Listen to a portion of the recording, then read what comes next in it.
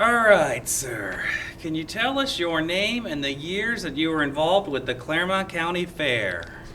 My name is Harold Heron, and I became involved with the county fair in 1983, and I was the executive secretary for a period of about 23 years. When I retired, they kept me on for another year as a consultant. So basically, I was there almost 24 years as executive secretary of the fairgrounds. So take us back to 1983. How did you get involved? What was it? Well, probably because of my wife and children. My wife was a 4-H advisor for 30-some years with the club called So-and-So's.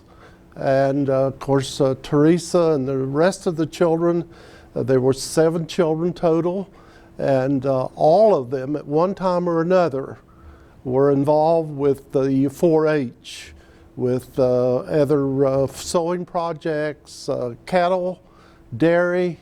One year, the one son, Barry, was the fair king. So I suppose I could lay the blame on my wife and children. Well, paint us a picture of how the fair was in 1983 and how it changed during your 20 years of time. At that period of the time, the fairgrounds was mostly used for the county fair. About a week before the fair, the people would move in, started getting the grounds ready for the 1 week of the fair, and then they held the fair. Come fair weather or foul weather, hot weather or cool weather, mostly hot. And after the fair, it was about a week of cleanup. Well, over the years, the fairgrounds has evolved to a multi-purpose grounds for the county. Almost every evening, the 4-H building is used for project meetings or club meetings. The Fastique building is used for weddings, receptions, trade shows, you name it, there's all kinds of shows.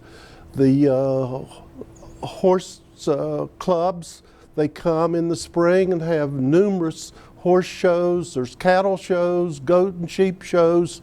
So over the years, the fairgrounds has evolved to the point where it is used almost 365 days a year. Over that period of time, the fairgrounds has improved tremendously with buildings and the upkeep of the grounds. Now you have very modern buildings, air conditioned, you have paved roads, you have water to the camping grounds, you have lights for the track.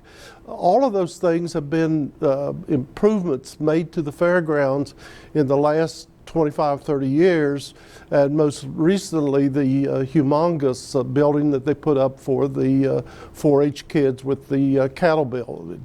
So the county commissioners and different companies have stepped forward, realizing the value that the county fair brings to the county, so that they have in part become very much part of the county fair. Is there anything in particular that you think stands out as your biggest contribution? Well, every year was different. I would say that starting out, like I said, it was a 1 week affair. And so over the years that I was there, we got the fair to the point where almost every weekend something was happening on the fairgrounds, or every night there was something happening in one of the buildings, so that the fairgrounds became very useful not only to the 4-H people and the county people, but it became very useful for the county as a whole, because at the present time, back in I think it was 1993, no, 1996, that they built the 4-H building. And that brought all of the 4-H clubs to a place where they could meet. And then you got the extension office that's there year-round. You have soil and water is there year-round. You have natural resources there year-round. Farm services are there year-round. So it is a place, what I call a one-stop depot for people to come to do business, especially related to either 4-H or farm services or natural resources. So probably one of the biggest contributions was getting that building on the fairgrounds so that people had a place, they knew where to come to get the job done.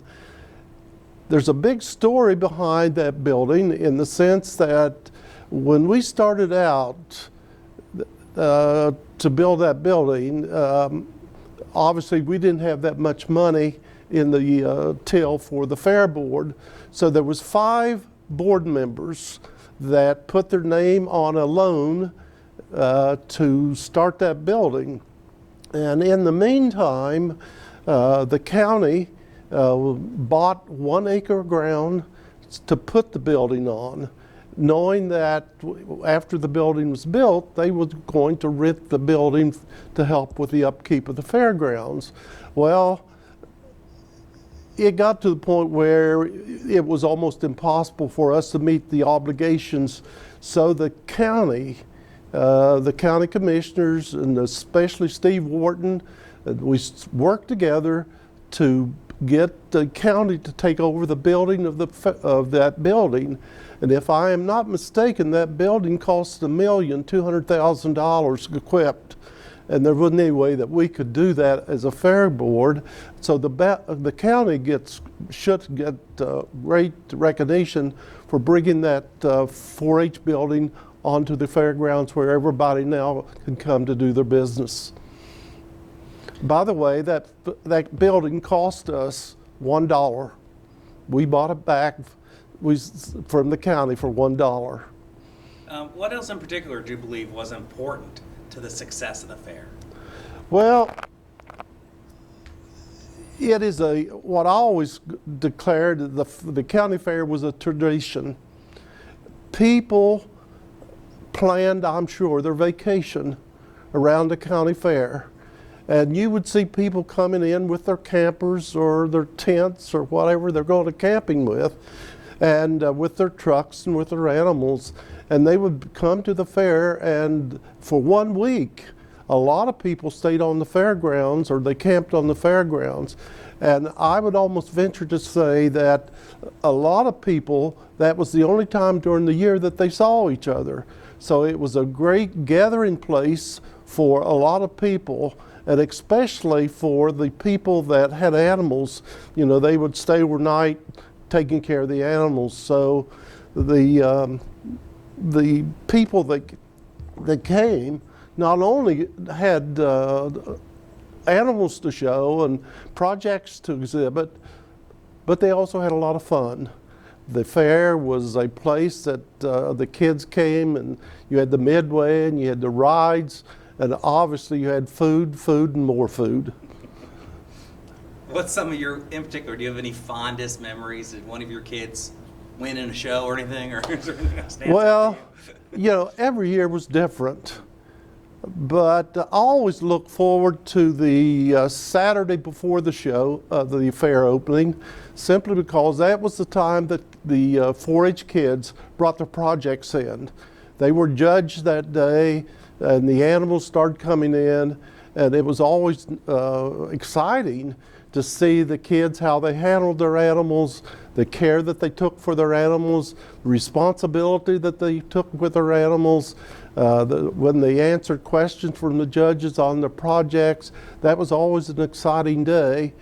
And then on Friday, they started the livestock show, and that was the payday for the 4-H kids with their animals. And it was nostalgic in the sense that those kids, in a lot of cases, you know, started those animals as babies, and now they're adult animals, and they knew that they had to give them up because it was a sale day, and you could see the tears flow, and you could see the happiness, but also it was they knew that their job was done, and if they got a good price for their animals, it was a job well done. And many of the kids supported their college education by raising animals, selling them at the fair at a premium, and helping with their college education. Anything else to add, Teresa? Anything in closing? Didn't talk about his kids at all. What? Is there anything you'd like to share in closing? No, it was a time that I look forward to. It was hectic.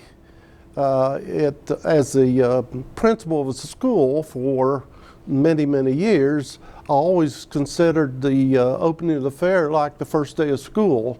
Very busy, hectic, but at the same time, it was a feeling of anticipation of what was to come. And at the end of on a Saturday, you was completely worn to a frazzle.